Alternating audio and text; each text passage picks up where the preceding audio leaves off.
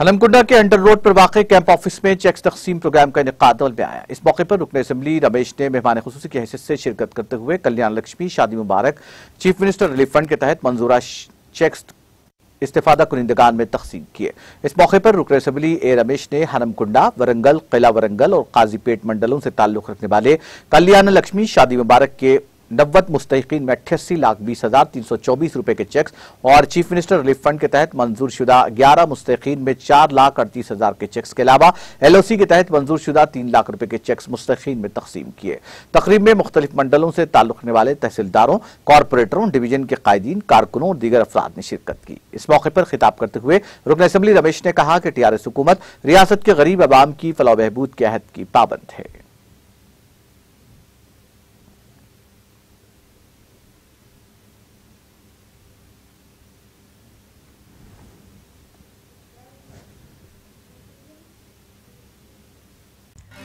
नाज़रीन, हमारे TTV news को सब्सक्राइब करें, बेल आइकॉन को प्रेस करें, शेयर करें और लाइक करना ना भूलें। और किसी भी एडवर्टाइजमेंट के लिए हमारे इस नंबर पर कांटेक्ट करें। हमारा नंबर है 9550102020 पर।